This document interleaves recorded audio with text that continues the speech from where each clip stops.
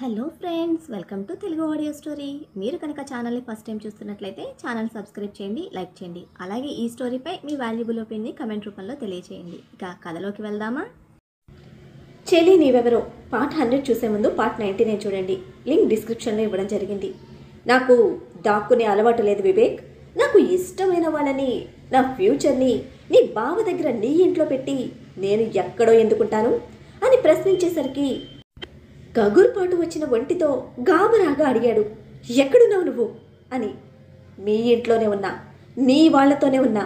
ప్రతి క్షణం నీకు కావలసిన అమృతను, నీకు అక్కర్లేని చైత్రను, ఇన్ఫ్యాక్ట్ నీకు ప్రియమైన చెల్లిని, నీ ప్రియమైన నీ తల్లిని కూడా చూస్తూనే ఉన్నా అని చెప్తున్న బొంగురు గొంతుగాడి వెటకారానికి అందులోని తన వాళ్ల చుట్టూ మృత్యుపాసంలా చుట్టిన వాడి నీడని తలుచుకుంటూ మూర్ఛ వచ్చిన వాడిలా కుప్పగూలిపోయాడు వివేక్. ఆ రాణను ఏదో చేయాలని నీ సొంతగా నువ్వు వేసిన స్కెచ్ బెడిసి కొట్టి నీ మెడకే చుట్టుకుంది. ఆ నిశాంత్ గాడు ఒక వేస్ట్ ఫెలో. వాడికి అమృత తప్ప ఇంకేమీ కనపడదు. అటువంటి అవకాశవాదిని చెమట దద్దమని నమ్మి నా మీదకే వచ్చావు. నన్నే ఇరికించాలని చూశావు. నా మనుషులకు డబ్బు ఎరవేసి నువ్వు నడిపిన కథ తిరగబడింది. అది ఇప్పుడు నీ దగ్గరికి వస్తుంది నిన్ను పట్టుకోవడానికి. ఆల్రెడీ ఇక్కడ నీ పేరు బయటకు వచ్చింది. కాంట్రాక్ట్ కిల్లర్ సెట్ చేసింది నువ్వేనని తెలిసింది. పారిపోతావో ప్రాణమే తీసుకుంటావో నీ ఇష్టం.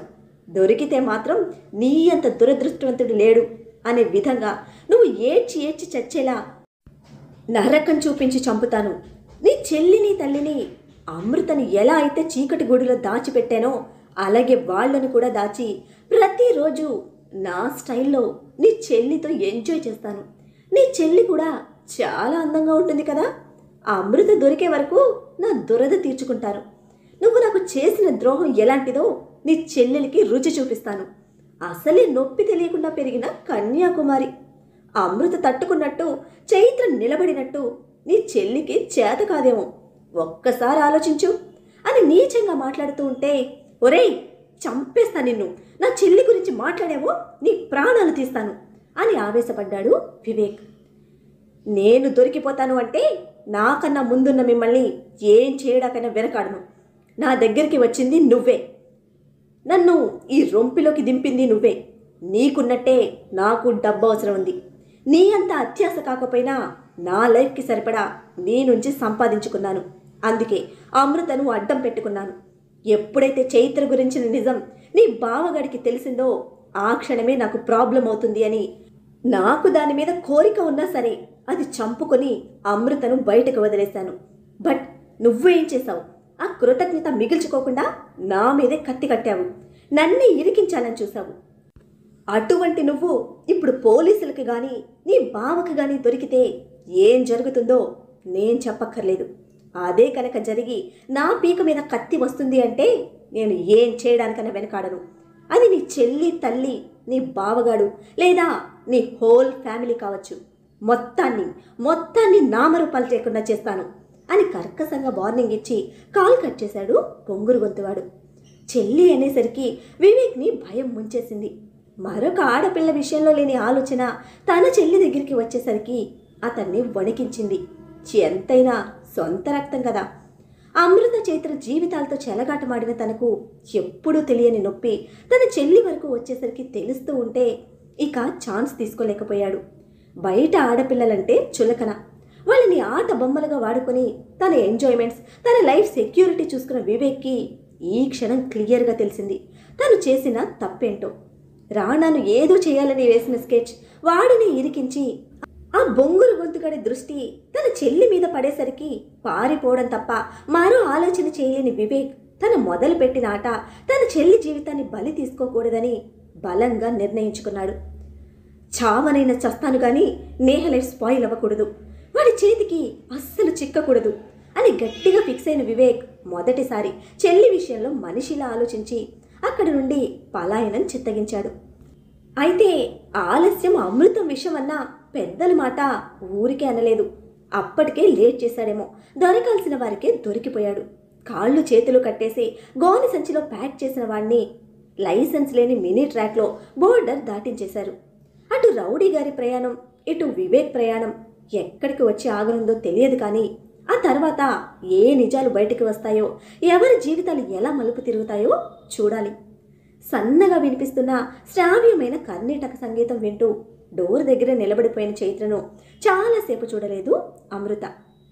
మ్యూజిక్ వింటూ నోట్స్ ప్రిపేర్ చేసుకుంటున్న అమృతను చూస్తూ నెమ్మదిగా లోపలికి వచ్చిన చైత్ర, హాయ్ అమృత అని అనడంతో తిరిగి చూసిన అమృత, మీరా చైత్ర గారు అని కంగారుగా మ్యూజిక్ ఆఫ్ చేసి రండి అంటూ నిలబడింది.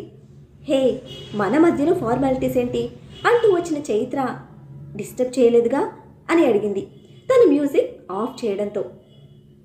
పర్వాలేదండి, డిస్టర్బ్ చేయలేదు, కానీ నా వర్క్కి బ్రేక్ ఇచ్చారు అంతే అని ఉన్నది ఉన్నట్టే ఇన్నోసెంట్ ఎక్స్ప్రెషన్తో చెప్పి, నేను మళ్ళీ రాసుకుంటాను అని కూర్చోండి అంటూ సోఫా చూపించింది. నవ్వలేని ఇబ్బందితో ఒక ఫేక్ స్మైల్ ఇచ్చి సారీ అంటూ చనువుగా అప్పటి వరకు అమృత కూర్చున్న పికాక్ దివాన్ కాట్ మీద కూర్చుంటూ నీతో మాట్లాడాలి అంది చైత్ర. చెప్పండి అని అలాగే నిలబడి ఉన్న అమృతను కూర్చో అని చేయి పట్టుకోవడంతో బుక్స్ పక్కకు జరిపి చైత్రకు ఆపోజిట్ సైడ్లో కొంచెం దూరంగా కూర్చుంది అమృత. తన ప్రిపరేషన్ గమనించి మ్యూజిక్ నేర్చుకుంటున్నావా అని అడిగితే, అవునండి, నాకు చిన్నప్పటి నుండి సంగీతం, క్లాసికల్ డ్యాన్స్ అంటే చాలా ఇష్టం. కాలేజీలో కూడా బాగా యాక్టివ్గా పార్టిసిపేట్ చేసేదాన్ని. ఇప్పుడు నాకు ట్రీట్మెంట్లో భాగంగా రాణా గారు మళ్ళీ స్టార్ట్ చేయమన్నారు, అందుకే నేర్చుకుంటున్నాను అని మళ్ళీ సుత్తి లేకుండా పాయింట్ టు పాయింట్ ఉన్నది ఉన్నట్టు క్లియర్గా చెప్పింది అమృత. ఆ అమాయకత్వానికి మొదటి రూపం అన్నట్టున్న అమృత మాట తీరుకి, దాపరికం చేతకాని తన మనస్తత్వానికి అమృతను అలా చూస్తూ ఉండిపోయింది చైత్ర. కొన్ని క్షణాలు, చైత్ర గారు ఏదో చెప్పాలన్నారు అని తనని రెప్పకొట్టకుండా చూస్తున్న చైత్రను పెన్సిల్తో నెమ్మదిగా తట్టి కదిపింది అమృత. పెన్సిల్తో అమృత పిలిచిన తీరుకు చైత్ర పెదవులు సన్నగా సాగితే కళ్ళల్లో నీళ్లు తిరిగాయి. ఎటువంటి ఇన్నోసెంట్ని ఎంతగా టార్చర్ చేశారు వాళ్ళు అనుకోగానే, అటువంటి వాళ్ళని ఏం చేసిన తప్పు లేదు అని తను కూడా అంతే కర్కశంగా ఆలోచించింది ఆ క్షణం. చైత్ర గారు మాట్లాడాలి అన్నారు అని మళ్ళీ అమృత అడిగేసరికి కళ్ళల్లో కదలాడుతున్న టీయర్స్ బయటకి కనిపించకుండా కంట్రోల్ చేసుకుంటూ లాంగ్ బ్రీత్ తీసుకొని, రాణా గారి గురించి అని స్ట్రైట్గా పాయింట్లోకి దిగింది చైత్ర. రాణా గురించి అనగానే సూర్యాస్తమయానికి నేల వాలిన పొద్దు తిరుగుడు పువ్వులా అమృత తల కిందకు వాలిపోతే, నిన్ను బాధ పెట్టాలని కాదు అమృత, నీతో మాట్లాడకుండా, నీ ఇష్టం లేకుండా నేను ఎటువంటి డెసిషన్ తీసుకోలేను.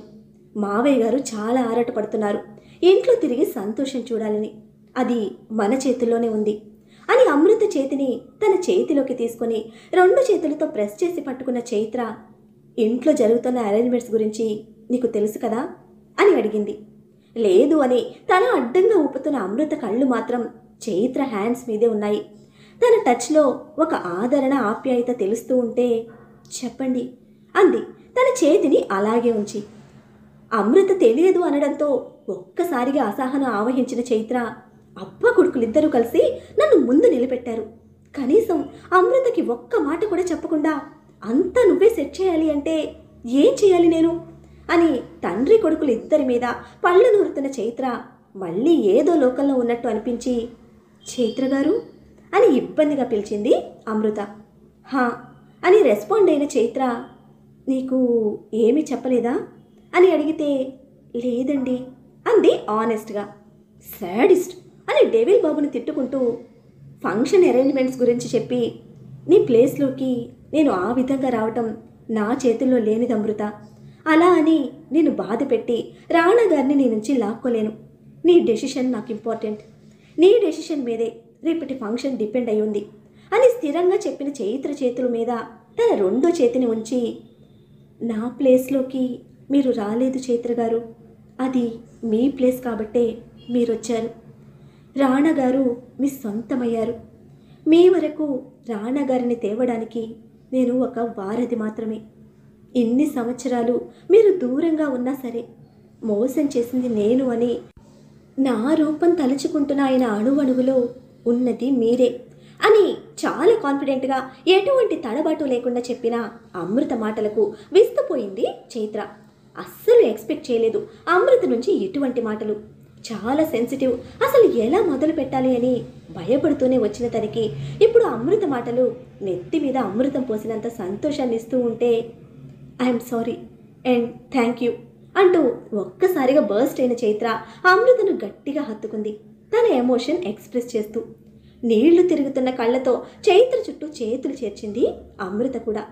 కొన్ని క్షణాలు కదలకుండా అలాగే ఉన్న ఇద్దరిలో కూడా ఒకరి ఫీలింగ్స్ ఒకరికి క్లియర్గా తెలుస్తూ ఉన్నాయి. ఇద్దరికీ ఒకేలాంటి ఎమోషన్. అయితే చైత్రలో ఉన్న భయం అమృతలో లేదు. ఐఎమ్ సారీ అమృత, నువ్వు బాధపడుతున్నావని నాకు అర్థమవుతుంది. నిన్ను ఇలా బాధ పెట్టి నేను ఏది చేయలేను అని అమృతను విడిచిన చైత్ర, ఫంక్షన్ ఆపేయమని మావయ్య గారికి చెప్తాను అంది కళ్ళు తుడుచుకుంటూ. ఇప్పుడు ఆపేసినా మరొకసారి చేయాలి కదా చైత్ర గారు. రాణా గారి పక్కన మీ స్థానం ఏంటి అనేది అందరికీ చెప్పాలి కదా అని కళ్ళు తుడుచుకుంటూ అడిగిన అమృతను నీళ్లూరుతున్న కళ్ళతో నిస్సహాయంగా చూసింది చైత్ర. నేను అందరిలాంటి ఆడపిల్లని చైత్ర గారు. రాణా గారి లాంటి ఒక గొప్ప వ్యక్తిని వదులుకోవడానికి ఏ ఆడపిల్లైనా ఇష్టపడదు. నేను కూడా అంతే, వదులుకోలేను అని అమృత మాట చైత్ర గుండెలను గట్టిగా తాకి క్షణకాలం తన ఊపిరి ఆగిపోయేలా చేసింది. సన్నగా వణుకుతున్న చేతులతో అమృత చేయి పట్టుకుని, అమృత అంటే నువ్వు ఇంకా రాణగారిని ప్రేమిస్తున్నావా అని అడగాలనుకున్న తన మాట పూర్తి చేయలేని చైత్ర భయాన్ని, నిస్సత్తువని గమనించి, నాకు ఇప్పుడు ఆయన మీద ఎటువంటి కోరిక లేదు చైత్ర గారు అంది చిన్నదైన గొంతుతో స్థిరంగా.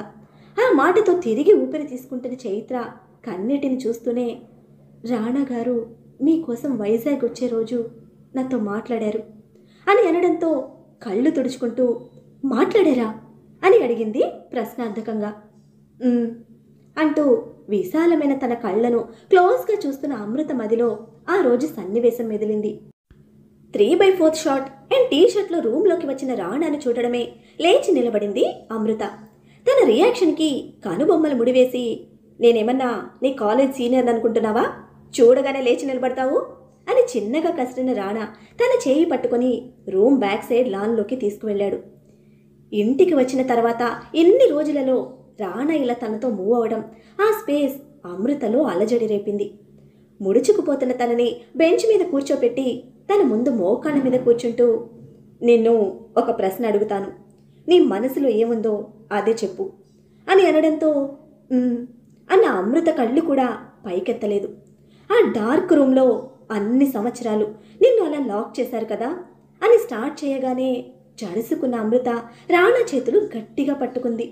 ప్లీజ్ ప్లీజ్ అది నా దగ్గర మాట్లాడొద్దు, దాన్ని నాకు మళ్ళీ గుర్తు చేయొద్దు అని ఏడుస్తూ వణికిపోతున్న అమృత టెన్షన్ రాణాలో ఉద్రేకాన్ని కలిగించడంతో పాటు కళ్ళలో తడి చేర్చింది. నువ్వు భయపడే కొద్దీ ఆ చీకటి నిన్ను భయపెడుతూనే ఉంటుంది అమృత. నువ్వు భయపడద్దు, ఇప్పుడు నీ చుట్టూ వెలుగుంది, ఇక మీదట కూడా ఉంటుంది.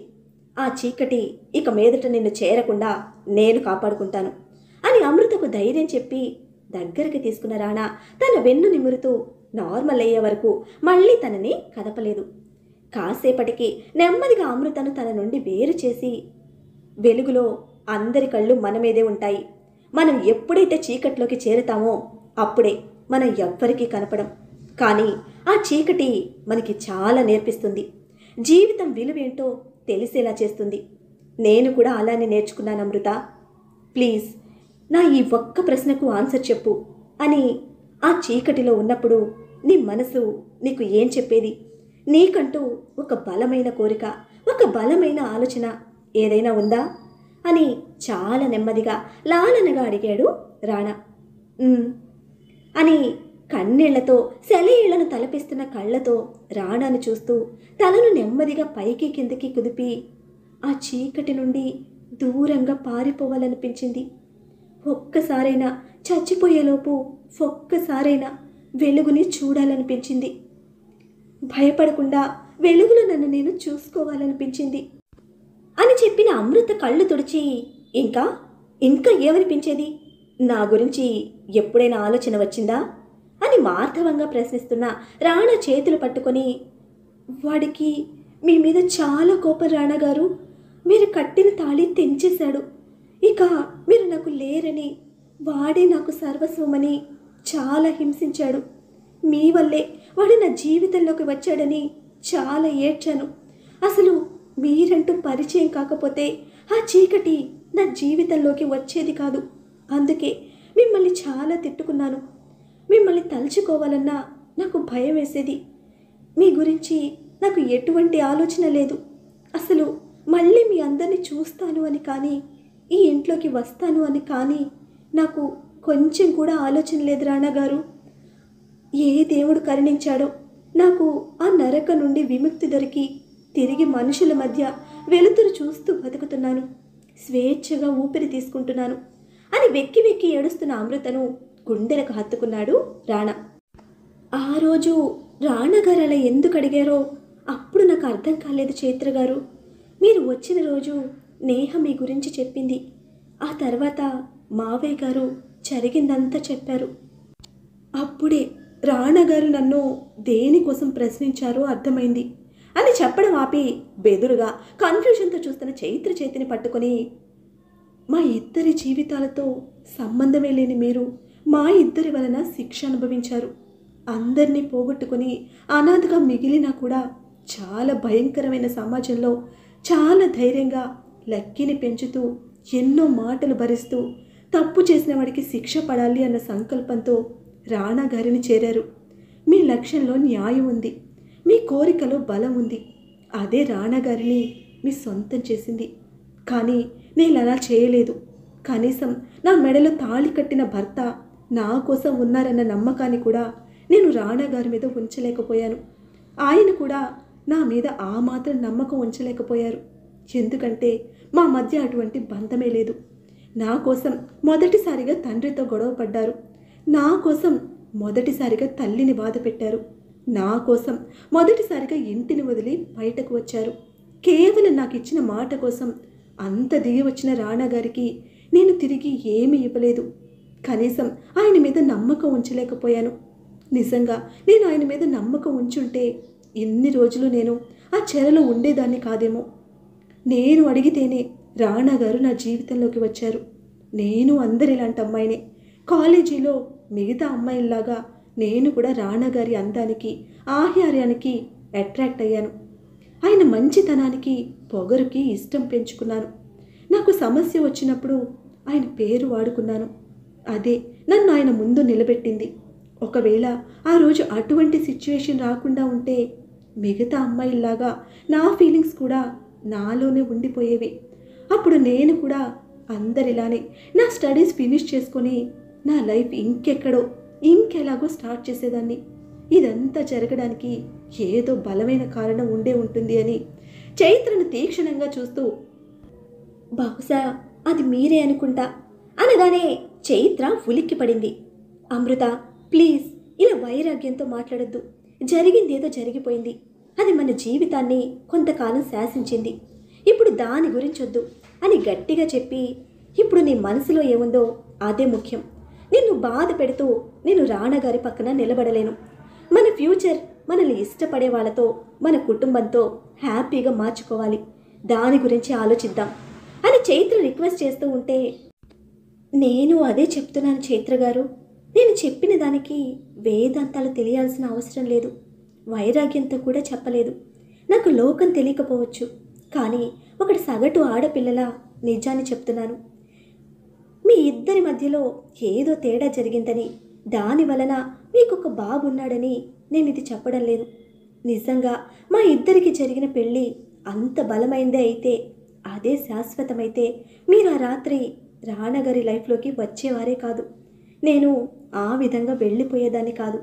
భార్యాభర్తల బంధం తాళితో మొదలయ్యి శారీర కలయికతో దాంపత్యంగా బలపడి పిల్లలతో పరిపూర్ణమవుతుంది. ఆయనతో నా బంధం తాళి దగ్గరే మొదలుపెట్టిన దగ్గరే ఆగిపోయింది. అయితే అది కూడా నేను నిలబెట్టుకోలేకపోయాను.